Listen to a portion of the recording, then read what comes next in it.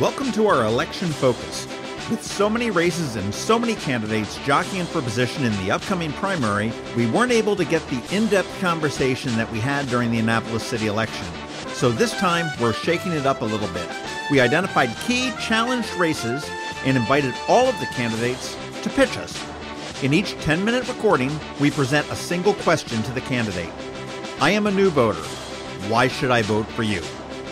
And after that, the candidate has up to 10 minutes to pitch themselves, and if they run out of time, we hang up on them. It's very simple and mildly therapeutic. Joining us today is Bob O'Shea, who is a Republican running for the House of Delegates in District 30A. Now, let's just assume that I am a first-time voter, and I don't know anything about you, and you want me to vote for you. So why do I vote for Bob O'Shea? Well, again, John, I appreciate you taking the time, and I really appreciate that we're going to get to discuss why a first-time voter in District 30A, why their vote counts, and why I need to vote in the upcoming Republican primary on June 26th. The state of Maryland and District 30A, which includes Annapolis, Bay Ridge, Arundel on the Bay, Hillsmere, parts of Broadneck, Edgewater, and Parole, have many issues that need to be discussed. We can talk about the high taxes in the state of Maryland, the extreme costs of health care for individuals and businesses, the substance abuse epidemic that is going on throughout the country. Or we can also talk about our schools that aren't providing the best education to all of our students.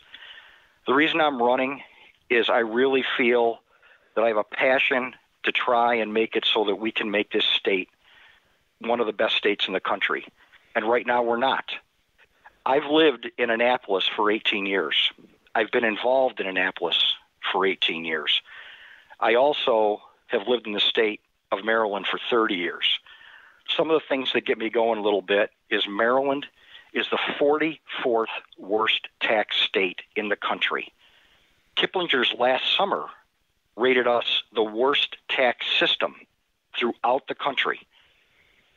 To me, being proud of being taxed as high as we are, I don't think is a good thing, especially when businesses aren't moving here. And I'm talking about corporations. We've had opportunities where many businesses have tried to come here.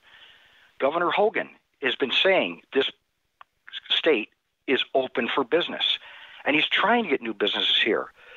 But if you were a business, why would you want to come here when the taxes are so high, the infrastructure, meaning the time and the commute and drive times and everything else, will be extreme, and the cost of living is so high for the employees that you're about to hire? And then if you're that business owner and you want to take the selfish end and you say, look at the taxes that our corporation will have to pay, Maryland is also one of the worst taxed states for a business. So you put those things together and you say, well, hold it, we get a lot of things that are good out of it. Do we really? I don't think we have the best schools like our superintendents and our administrators are telling us. Why do I say it? Let's say that you live in Annapolis. We've got 5 schools that go between K and 5th grade.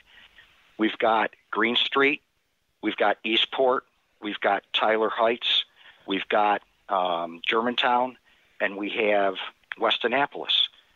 Every one of those schools is different in regards to the education that that child's going to get.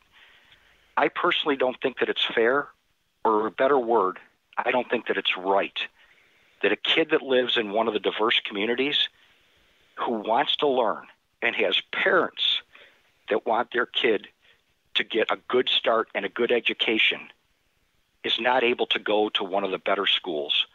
Every single school in Maryland should be equivalent. And if it's not, the way to prove it is let the superintendent of schools say any kid can go to any school in the district that they're at. So in Annapolis, again, I'm taking a point that's different than others because we have so many schools that serve multiple grades, but there would be the learning experience, or that would be the thesis paper in regards to proving that the schools are not equal and they're not giving our kids an equal education. Another thing, let's talk about healthcare for a minute. Healthcare is one of the largest costs to an individual or a business in the country. Maryland was told years ago that the system they were about to put in place for the Affordable Care Act was not going to work.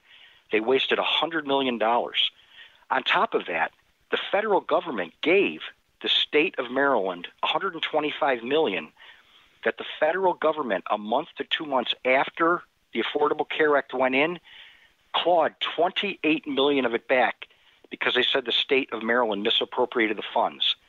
Now the General Assembly is bragging to you that they've just held your costs steady this year because they're going to charge a tax to the insurance providers of 2.75%.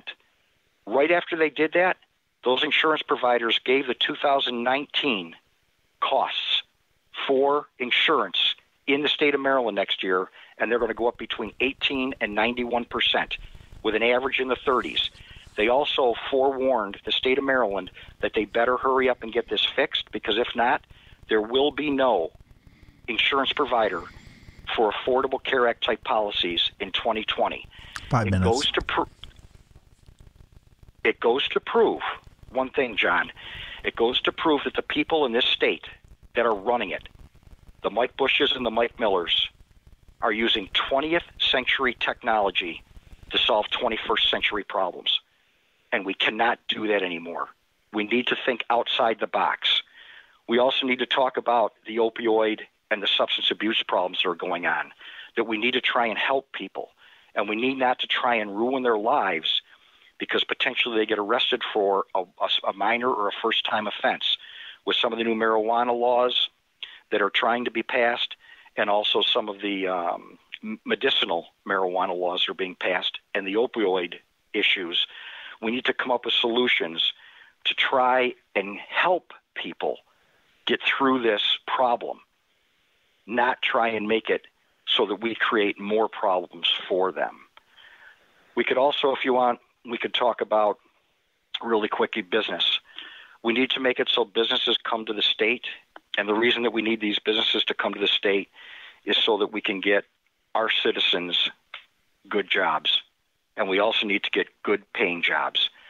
I want to make it so when a mom and dad comes home, that they can be proud with the job that they have, that they are able to provide for their family. And that's what we need to do in this state. We got to quit making it so the states and the cities, with the taxes that they keep putting on because they don't spend money wisely, push it back on us. It is not right, and it needs to be corrected. Again, I really would appreciate your vote on June 26th. John, I highly appreciate you doing this. You do a nice job with your eye on Annapolis. And I'm a Republican, and I hope I can look for your vote. Again, my name's Bob O'Shea, and I'm running in District 30A.